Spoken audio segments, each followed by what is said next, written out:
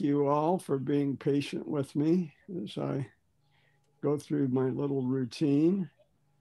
John, No do you just problem. click on the slideshow? Do you use slideshow for your presentation? Oh, let's see. I can see. Yeah. Yeah. Oh, So okay. I hope you can see a slideshow. Can you? Yeah, Okay. I can.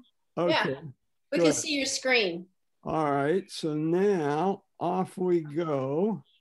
Play from current slide. Boom. All right.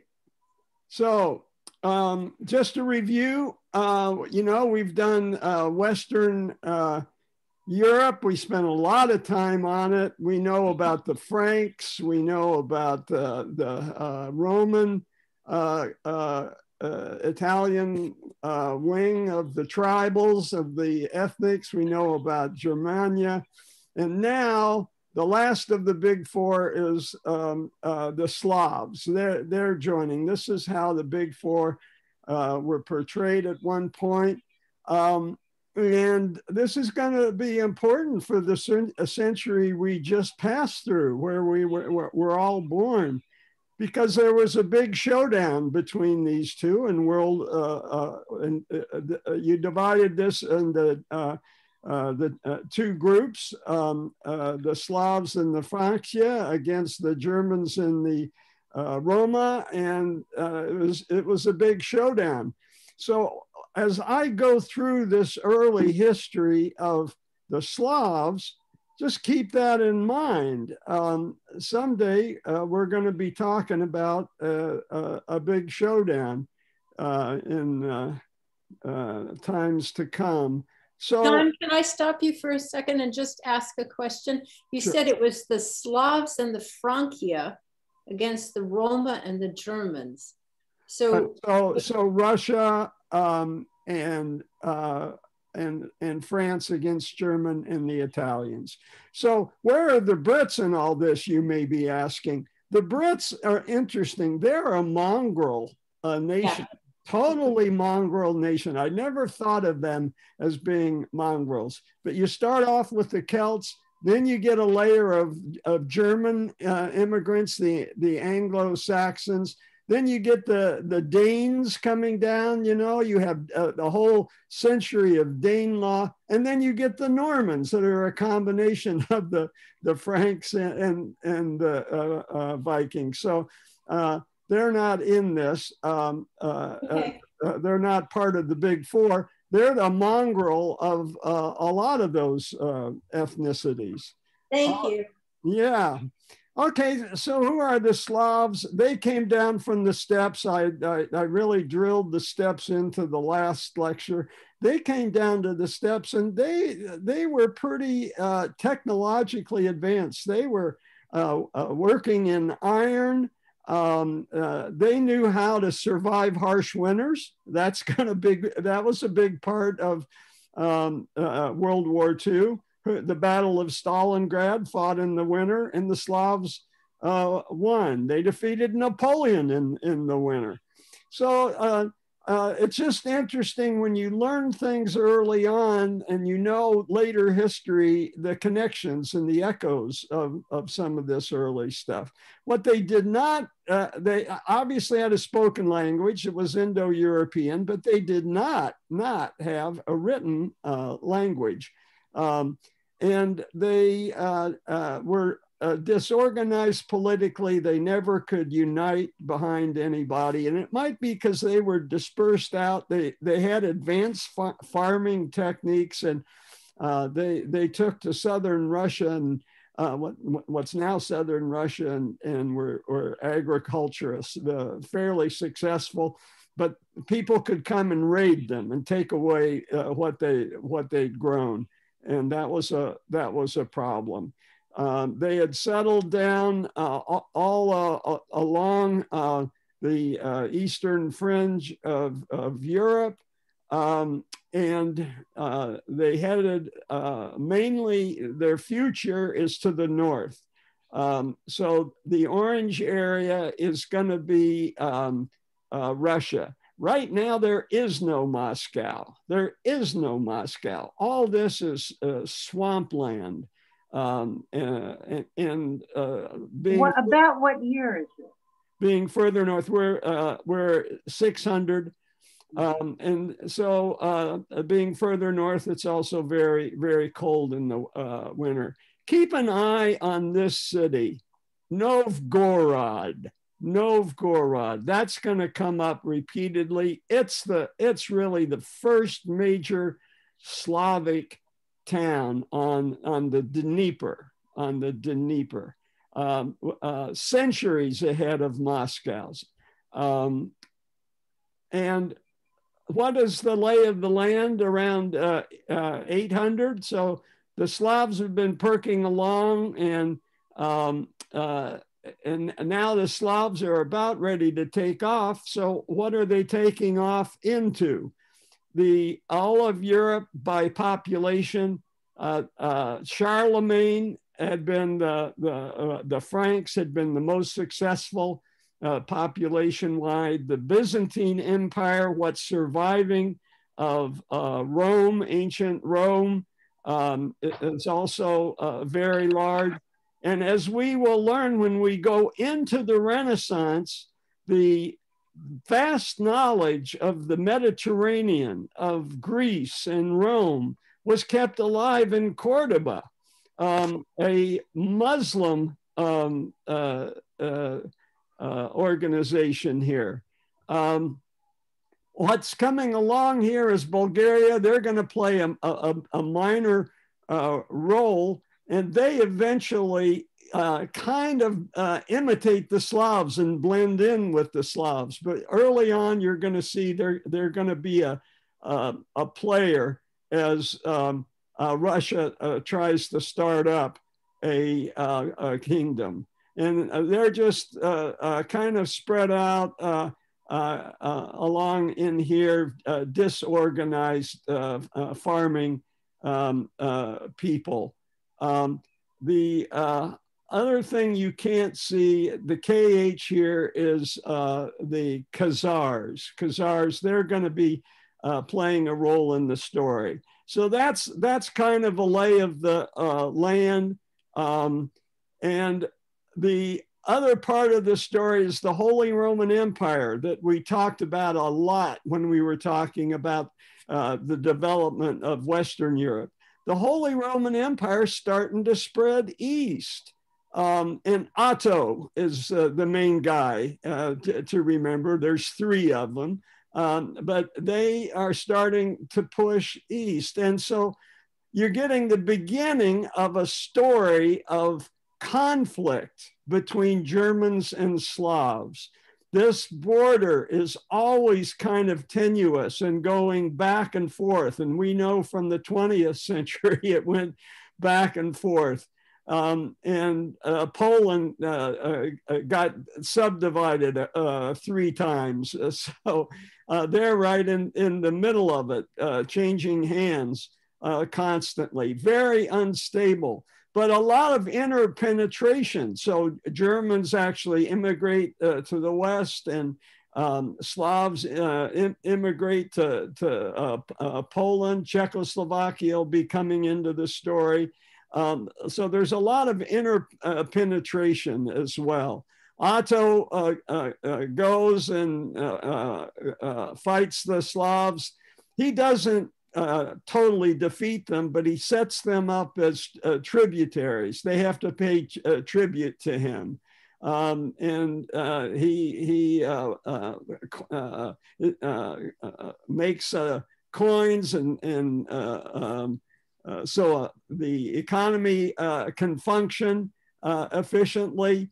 And then finally, we're going to see the Vikings starting to stir. And we spend a lecture talking about the Vikings in Western Europe. Now we're going to talk about the Vikings in Eastern Europe.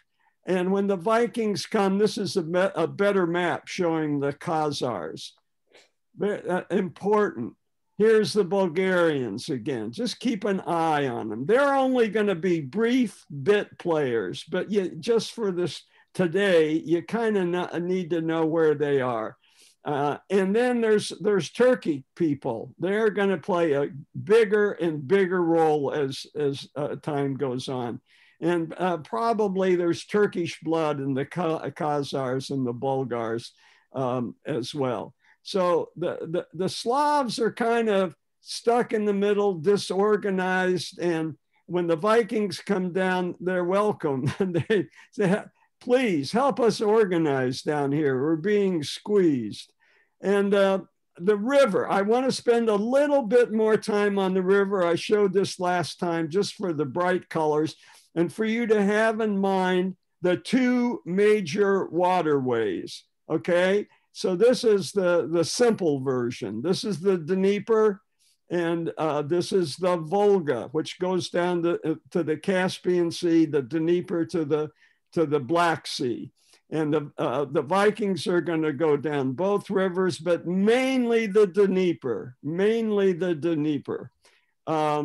and here's just another picture of that and the drainage and how all the rivers feed into these two.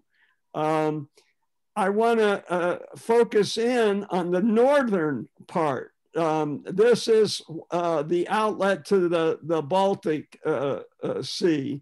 And there's a connection between Moscow and the Volga Baltic waterway. So when Peter the Great built St. Petersburg, it was with the idea of connecting the Volga to the Baltic, and he had to build some canals, strategic use of the lakes. Lake Ladoga was famous during the siege of Leningrad. So Petersburg becomes Leningrad after the communists take over. The siege of Leningrad, the Germans isolated and tried to starve out the people of Leningrad. And famously, the Soviet army snuck into a frozen Lake Ladoga and finally broke through to supply. So these are historic waterway. This shows the connection with Moscow. So we took the river trip from Moscow to St. Petersburg. When I first looked it up, I saw there was no river that went from Moscow to St. Petersburg. No, it's this Volga waterway that is a patchwork of canals. The Volga is the main spine of it, but going into different lakes. The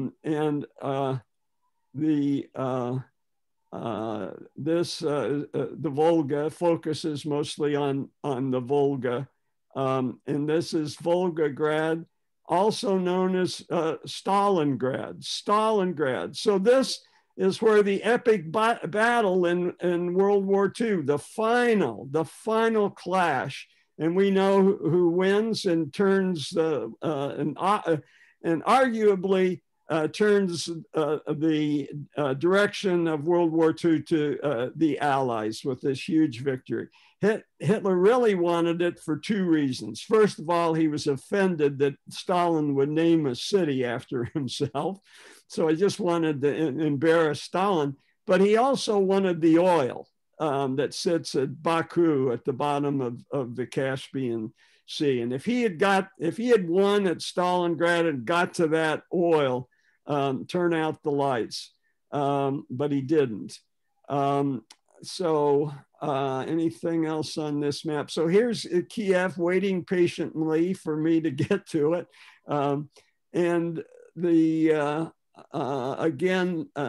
This gives the Volga River with the time it takes for a ship going.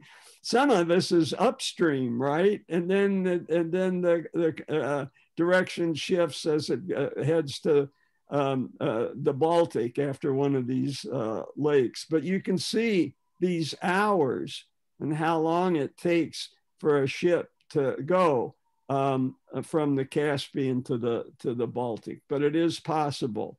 I mention this because show this because this gives the historical spots. So when we took that river cruise, we went to Yaroslav. Remember that name, Yaroslav. He's going to be in the family tree that we're about ready to climb into.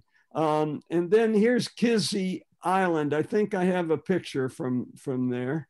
I think I got it in. So the boat went all the way up to Kizzy Island to look at some amazing churches. Oh, good. Here they are.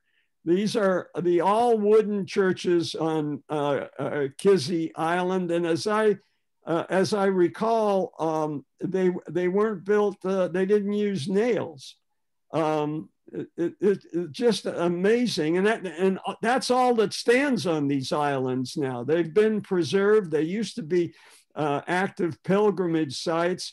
Still, there's pilgrimages, but just a few caretakers live on the island. No, there's no tourist thing there because they're so isolated, as you could see on the map. Just amazing.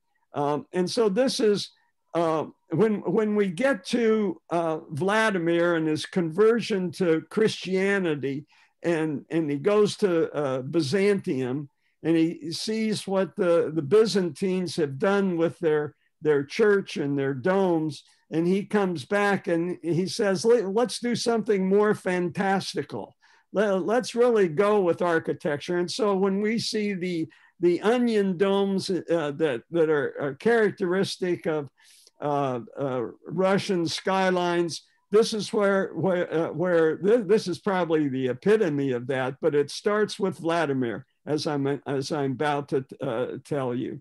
All right, so this is just another one that shows Stalingrad a little more. So there is a boat tour that starts in now Volgograd, starts in Stalingrad and hits those major things, but doesn't go up to the North Sea, just ends up at Moscow. We haven't taken that.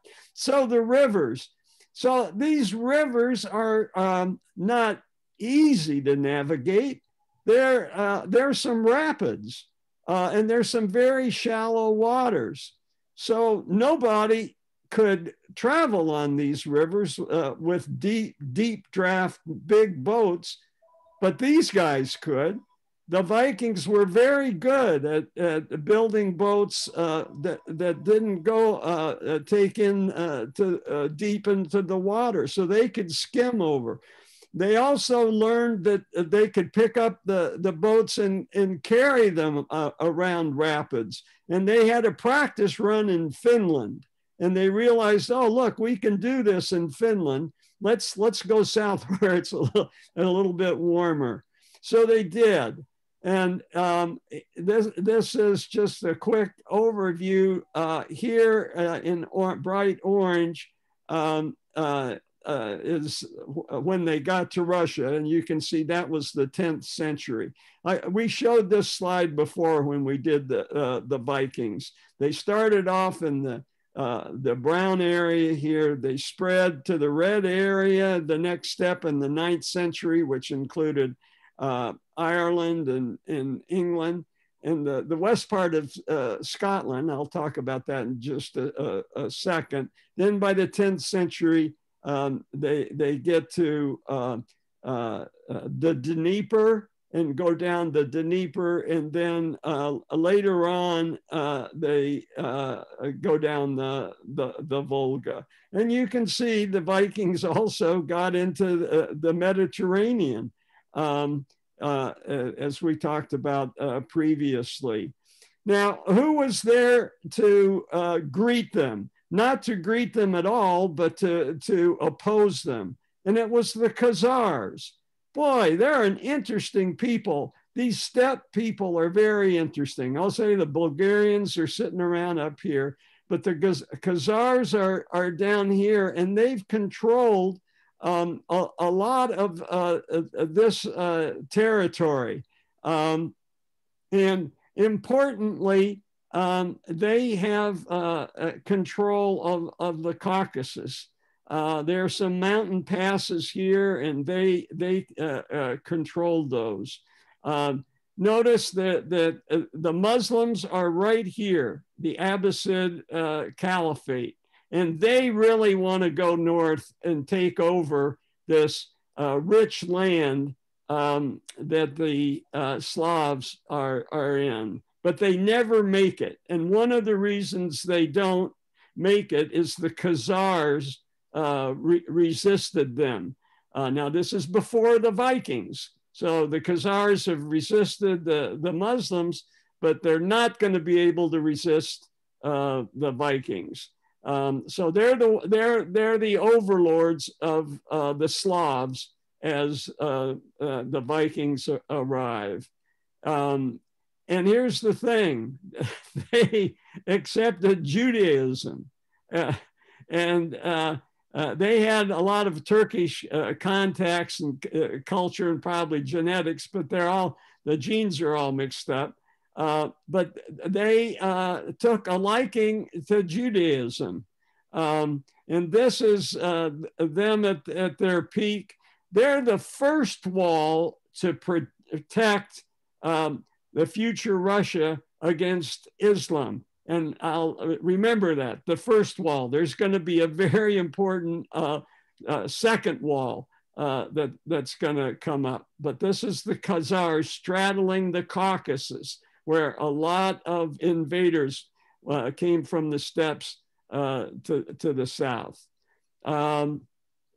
This is another map showing their direct control of the area of Kiev before the Vikings get there, coming down the Dnieper River.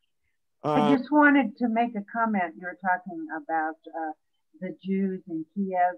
My husband's maternal grandparents were from Kiev, and they immigrated to the United States in the late 19th, early 20th century. Oh, that's interesting. Thank you. Yeah, so there's a Jewish history there.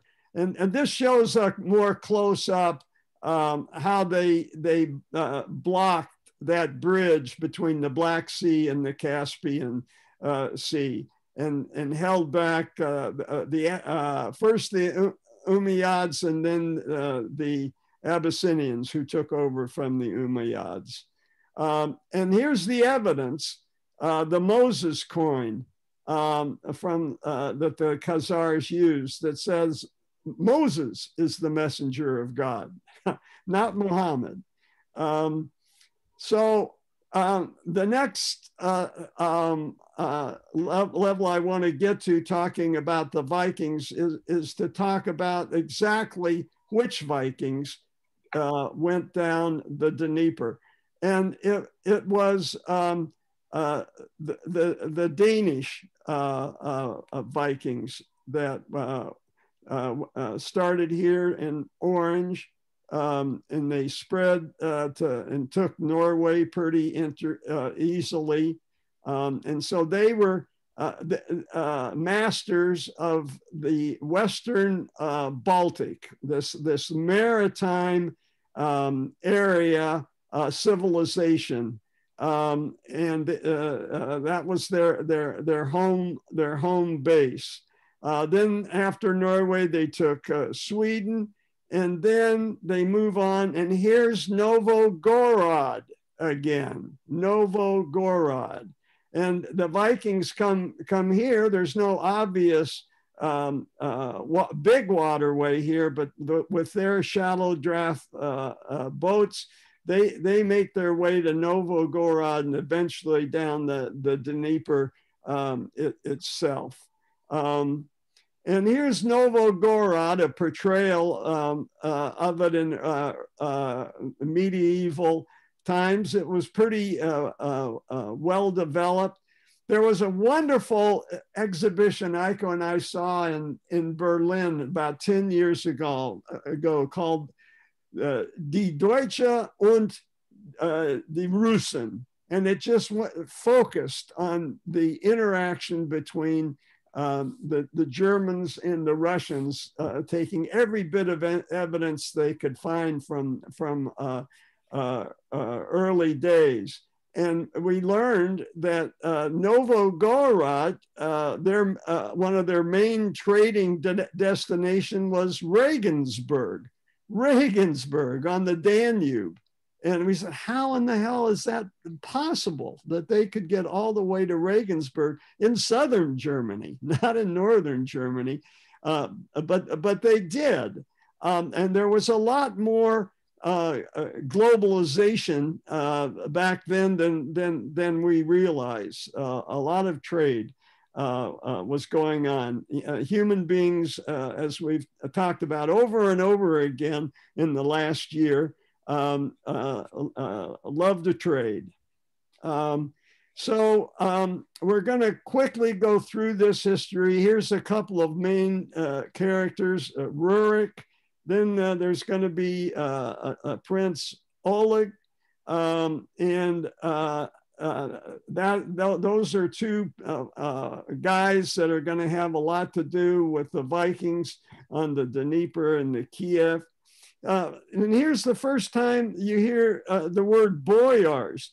So when you read Russian history, you read about the boyars. Who the hell are the boyars? The boyars are Vikings. Okay, they're the Viking families that continue on down, just like the Normans were essentially Vikings and continued and ruled in the early days in England. And there's a lot of similarities between British development and Russian development. And I'll emphasize that a little bit later on. But nobles, we've learned that nobles is a fancy word for warlords and aristocrats and aristocracy. It's just warlords, people who resort to violence. The most primitive of the 6 ways that power is managed. So nothing magic about that word. It's just used, it's warlord in the Russian context. And so Rurik the Dane is the first Viking to arrive. And according to the Russian chronicles, this starts, the clock started in 862. So what did the Russians do? In 1862, after they had closed the steppes and were masters of the steppes, they figured it was time for a millennial celebration. So this was a convenient year to say that Rurik arrived. The truth is, we don't even know if Rurik existed. He may have been a myth, but as Juan Jose and I have discussed early over the last year, civilization is as much myth as what actually happened. But Rurik the Dane and Denmark claims him. I happened to mention him to a Danish American friend, and she went off and was telling me all about Novgorod within a minute. So he arrives and is welcomed by the Slavs, who by legend say, please protect us against the Khazars and the Germans. When he arrived, who did Rurik worship? He worshiped Perun, a Indo-European pagan thunder god, a thunder god. No Christianity for the Danes at that time in the 800s. So a few, this is the family tree I'm going to talk about. Rurik maybe didn't even exist, but Oleg, his son, worked his way down from Novgorod and said, hey, Kiev is a nice place. And it's a nice place because the Dnieper is pretty smooth down to Kiev, but south of Kiev, there's a lot of rapids. So it's a good place to stop. And deal with the Rapids later. He has a son, Igor, who has a son whose name I can't pronounce. And he has a son who's illegitimate, Vladimir, and another son who is his legitimate son, Yaropolk.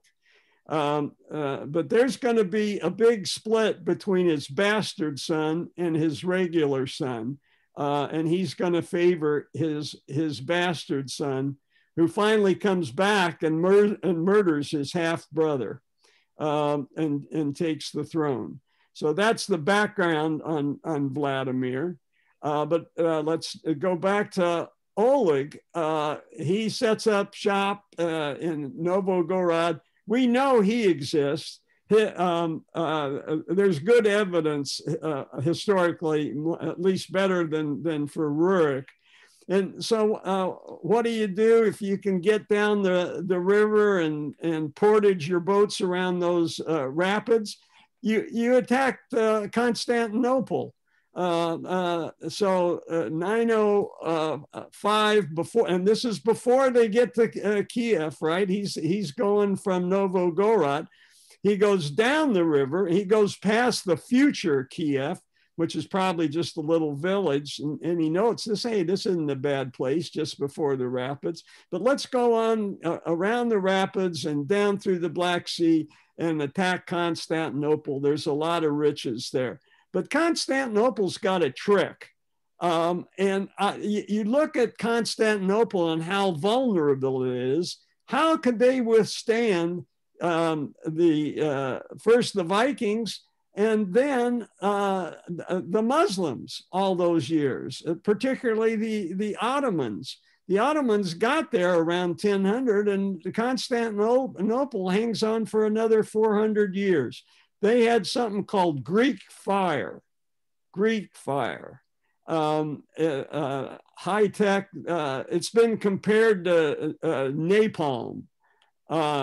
And they used it against the Viking ships. You can see Constantinople in the background, Hagia Sophia, Greek fire. And this is obviously taking artistic license. We don't know exactly how accurate it was. That first picture was contemporary. This is an extrapolation for dramatic effect. There are the walls of Constantinople that stood against enemies striking for centuries. And this was one of the weapons that they used. This looks pretty sophisticated. I don't know what the evidence for that is. But again, Constantinople in the background. So nobody really knows what the technology was. Is that correct? Yeah, there's a recipe. I've got it in my notes someplace. I'll pull it out. But it was a combination of a lot of stuff. Yeah. Okay. And Constantinople had more than one wall, didn't it? Oh yeah. Yeah. Yeah, it was surrounded. So the Vikings failed, but the rulers in Constantinople saw they were pretty good warriors. So they did a deal with them. They said, why don't you come here and help protect us? So they hired a group of them, and they called them the Varangians. And they had a Varangian guard. And if you go into Hagia Sophia, there's a Varangian graffiti. Runic was their proto-alphabet. You can see runic spread. Even in Scotland, you see a runic graffiti. And this was Viking graffiti in Hagia Sophia. So just to talk about, again, Otto and the split between Germany and the Germans and Slavs. So the Byzantines obviously were interested in proselytizing as many people as they could. And so was the Pope. So the Pope had been a little bit more aggressive, and he had sent emissaries to the Poles and the Czechoslovaks and the Hungarians, the Magyars, quite early. And the Poles and the Hungarians were persuaded that Western Christianity was the way to go. And here's Prague, Czechoslovakia, also in the mix. And so they teamed up, and that was very important for the future, because we talked for a whole hour about the Habsburgs that are going to build an empire. And part of their empire is going to be Poland, and then obviously Hungary, Austro-Hungarian Empire. And they can do that because the Poles and the Hungarians are Catholic. And that split came quite early. And there's going to be a huge schism. I think I've got a slide on that. No, I guess I don't. But the Byzantium, Constantinople, he figured, let's make one last try with the Poles. So he sends out missionaries, Cyril and Methodius. They leave Constantinople, and they're going to try to talk the Poles and the Hungarians into becoming Orthodox. And off they go, and they fail. And so the same huge statue complex they do, even though Cyril failed in Poland, he shrugged his shoulders and he said, hey, let's go east and talk to the Slavs. So off he goes to the east to talk to the Slavs, who are still worshiping that pagan god Perun, right? Remember? And so they go to the west. They'd lost the West Slavs. So the West Slavs are the Poles, the Czechoslovaks. The Hungarians aren't Slavs, but they're Turkic. But they'd lost that and to Rome. But they headed east. And why does Cyril have a book open? I said earlier that the Slavs did not have writing. So Cyril said, look, I'm going to help you write down your language, and then maybe you can do our liturgy in your language. So he wrote it down, and that's Cyrillic. So he took the Greek alphabet, modified it a bit for the Slavs, and you get Cyrillic. He failed in Poland, but he's wildly successful with the Slavs, at least some of them, who don't want to be pagans. But you get kind of an echo of early Rome. The Vikings were not interested in having their subjects, their new subjects, being anything but pagans. So the early Christians, Slavic Christians, had to worship on the sly, just like the early Christians had to do for 300 years in the Roman Empire before Rome was getting more and more corrupt, and people were getting more and more cynical, and the idealists were becoming more and more Christian. And finally, after 300 years, you had critical mass, and Constantine himself converted. That process is not going to take 300 years on the Dnieper. with the Kievan Vikings. So here are the Kievan Vikings. Oleg goes to Kiev, and then he has a son, Igor. And Igor is more famous for who he marries. So now we're going to get a woman entering the picture. I know my audience today is eager to hear that. Igor is going to have a son, and I'll talk about him just a second. And he's the one who fathers the illegitimate Vladimir, and then his other son, who goes a different direction, and he favors Vladimir. So what direction was that? Well, we learn all this whole story from something called the Rus Chronicle of Past Times. And it was compiled in Kiev, ending when it was written about this time. So it covers what, 250 years or so. So we actually have a written history in Cyrillic. Thank you, Saint Cyril. The main writer of this was a historian named Nestor, but it was a group project. But Nestor is celebrated as standing for all the chroniclers that helped write down this 250-year history. But anytime you write down a history that goes back 250 years, there's going to be legend and there's going to be fact mixed in together. We saw that with Islam.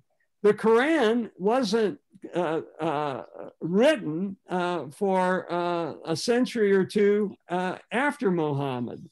And so a lot of it is fanciful. And heaven knows that's true of the Bible as well. So what civilization? It's what we write down and say it is. And historians work hard to make sure that it corresponds as much to the truth as possible. But there's an awful lot of myth, and these are three guys. I think this is Rurik and Oleg and Igor. I can't be certain, but that would make sense. So Prince Igor. His claim to fame is his marriage, because he goes and he gets himself killed. His wife, Olga, here you're reminded that she is the first to convert to Christianity. She goes to Constantinople and is interested. She's lost her husband. She's probably looking for allies. She's in charge. She's the regent. Her son, the guy whose name begins with S, isn't ready to rule. So she's in charge, and she goes to Constantinople. The story is, and I can't pass up good stories. So the story is that the emperor fell in love with her. But she said, what I need first is a godfather. So I said, sure, okay, I'll be your godfather. And then when he proposes marriage, which she didn't want, she said, you're my godfather. That would be incest. Apocryphal, maybe, but a good story, nevertheless. So Saint Olga,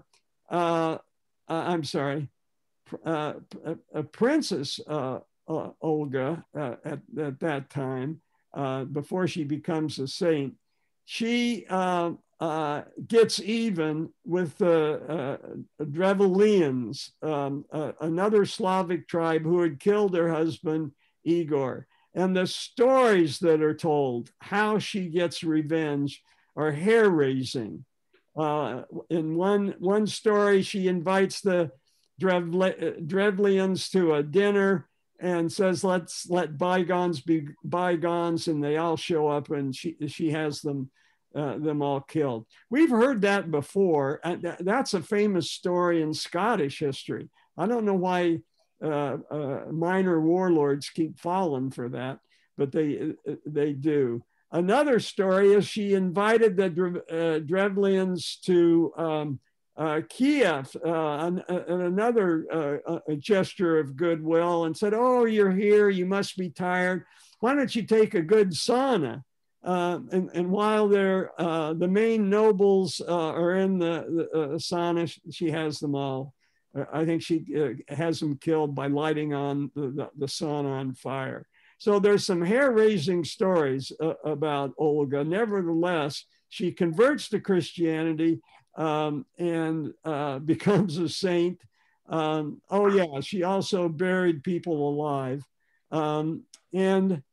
This is her with the Drevlians. She was going to marry the one guy that they picked. She wanted the best guy that they had, and they presented him, and she had him killed as well. But she goes on, and she becomes, well, this is the Godfather story. So she is baptized, and eventually is going to become a saint. She's still in charge. She has the son whose name begins with an S, and he rejected what his mother had done. He said, I'm not going to be a Christian. A Christian, that's no good for me. I renounce that. And his son, Yarapolk, said, wait a minute, Dad, I'm siding with Grandma. I want to do what Grandma Olga did. I'm a Christian. Well, that's when all of a sudden Vladimir, the bastard, who has been living in Sweden and whose grandmother is also Olga, right? He gets word from his father, hey, my real son has betrayed me and become a Christian. I know you're not a Christian. Come down from Sweden and help your old man out. And Vladimir at first goes to Novgorod, and he's on his way to becoming Vladimir the Great. He's also had a nickname. A German chronicler noticed other activities he was famous for. And this is probably an apocryphal story. But later, when he becomes a Christian, he's told by a theologian, you can't carry on the way you've been carrying on. And he explained it to him. And according to legend, Vladimir said, oh, I didn't know that. I won't do it anymore. We don't have exactly the detail on what happened after that. Perun had to go. And this is contemporary.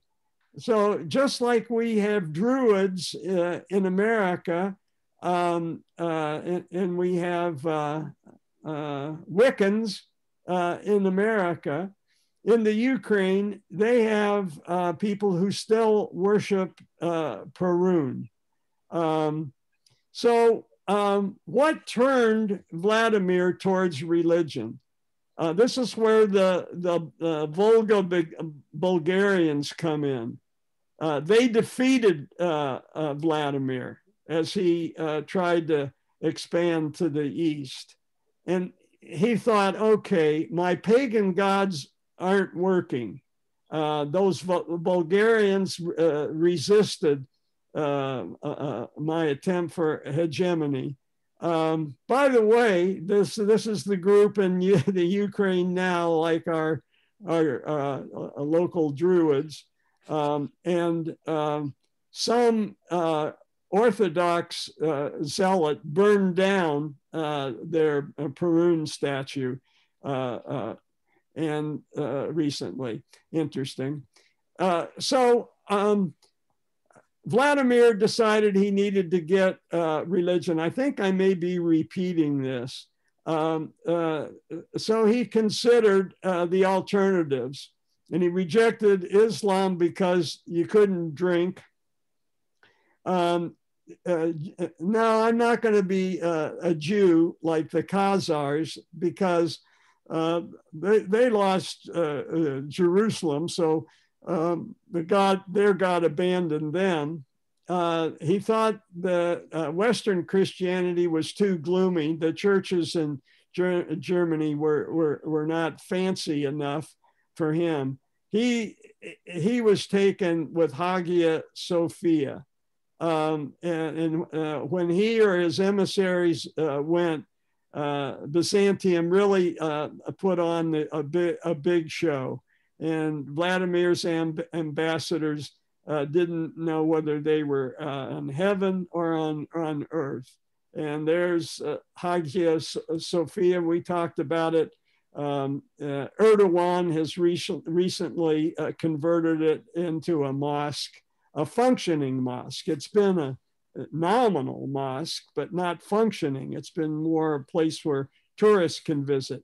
I'm not sure tourists can visit anymore. I don't know what the status of that is. But Aiko and I saw that in 1971, and it was breathtaking. So Vladimir is baptized. There's one story that he had turned blind, and when he was baptized, his vision came back. And he murdered his half-brother who earlier, who had joined Grandma Olga in a Christian. So at that phase, before he turned Christian, he'd murdered his half-brother. But here he is on the throne through murder, and he is baptized and becomes a Christian. And he rules from 980 to 1015, super celebrated in Russian mythological history. And this is from those chronicles. This is a dramatization of it. And this is taking down the Perun disc. No more paganism. There are stories about how the symbols of Perun were dragged by horses through the streets with people stamping on it. Vladimir, here he is overlooking the Dnieper near the place of mass baptism. So once he became a Christian, everybody into the water. We're all gonna be Christians. I think I've got about 5 minutes. Is that okay? Yes. Yeah. So now he needs. He's been playing around a lot. Now he needs a real wife, a serious wife, and what Constantinople is interested in is a protector. They're always being threatened. And so just like the Pope turned to Charlemagne, right, for protection of Rome and the Vatican, so Constantinople says, you know what, your grandma converted, now you've converted, you need to settle down and have a wife. So Basil the First of Constantinople, the emperor of Byzantium, arranged the marriage with his sister. she doesn't look too happy in this picture, having to leave Constantinople and go and live in Kiev. But in retrospect, Anna and Vladimir are celebrated in story and song. Vladimir maintains his place on the pedestal. This is in that millennium collection of statues. Now Kiev turns into a Christian city. They start building churches. This is a church that no doubt has been remodeled 100 times, but it still stands in Kiev. And all across Russia, the churches of Constantinople are imitated. I know a good stopping point in about 2 minutes. So off we go. And this is the guy. This is the 1025th anniversary of Christianity.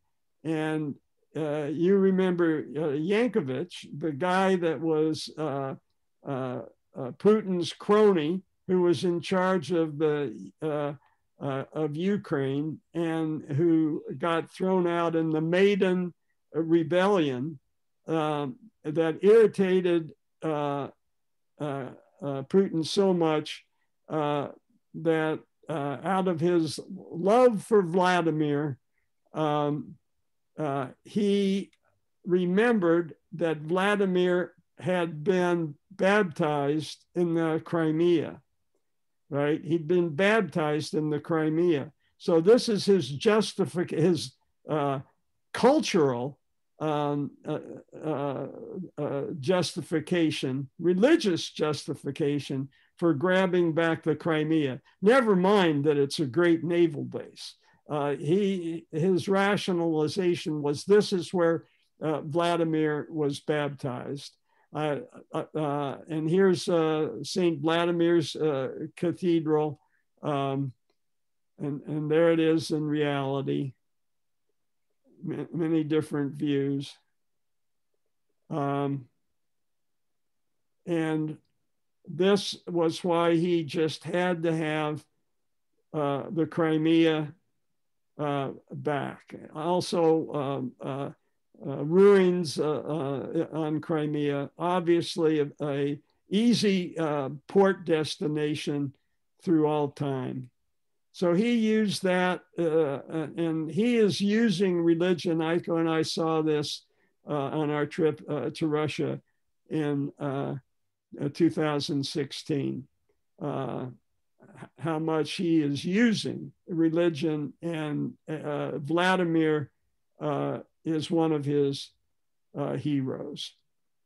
And here is the statement of that. So I think that's the place we're going to stop. I'll just say there's been a second schism between, because of politics, between the Ukrainian Orthodox and the Russian Orthodox. So the Ukrainian Orthodox have declared their independence, an echo of the Great Schism that we saw in 1054 that separated Eastern Orthodox from Western Roman Church. Okay, so I think that's where we stop. Any questions? Yeah, I have one actually, and this is just a memory trigger, which I don't have very intact, but there's a famous Teutonic invasion, and that's coming up. Oh, it's still coming up. Okay, I thought it might have been Vladimir who. No, that's going to be Yaroslav. Remember, I told you to remember Yaroslav. Yes. So I'm sorry I'm taking so long with Kiev. but I get into it, the story, and there's just, it's hard to edit stuff out and leave it aside. But Yaroslav, and there's a Yaroslava, a famous tourist stop, a historical city in Russia. In a future, really the last important member of this family is Yaroslav, and he's going to be involved with the Teutonic Knights. And then just to tip off, spoiler alert, the Mongols are the second force that gets between Islam and Russia. So Russia is saved from Islam first by the Khazars and then by the Mongols. Of course, they pay a heavy price for that because the Mongols rule over them ruthlessly for 200 years, but that's also in the next lecture. Great, thank you. I appreciate all the information about Russia, obviously, since my mother comes from the Odessa. So. Oh, really? Yeah, no, she was born and raised there. Oh, Odessa is a very interesting city. It's interesting. The Jewish influence in Odessa. When we were in the Jewish Museum in Warsaw, they had a whole section on Odessa. Yes, it's fascinating. I'd love to go there. Yeah. Yeah, the Jewish Museum in Warsaw was fairly new, and Aiko and I were both impressed with it. When you walk into it, there are these huge curved structures that you walk in between, and what it's meant to be is the parting of the Red Sea. Oh my goodness! Wonderful. Oh, wonderful. I'll get a picture of that and start my next lecture with it. Oh, I'd love that. Wow. Thank you so much again. Wow. Okay. So much information. I think this is fascinating. Thank you. This is great. I'm having I love the pictures. The pictures are really help. Oh, thank you. John, you spend a lot of time on this. I'm really impressed with how much you give us. Well, just like your brother-in-law, it's a labor of love. I mean, I don't consider it work at all. So yeah, good. Yeah. Good. And you stay out of Aiko's way, huh? You keep them busy, right? Yeah. So I think he's going to build you one of those wooden churches in your backyard instead of your swimming pool. That would be so cool. With no nails. I'm going to use nails. The Japanese are famous for not using nails. Yeah. Yeah. Right. Yeah. Right. Okay. Thank you so much. Bye, everyone. Bye. Bye. See you next week. Okay. Bye-bye. Bye-bye.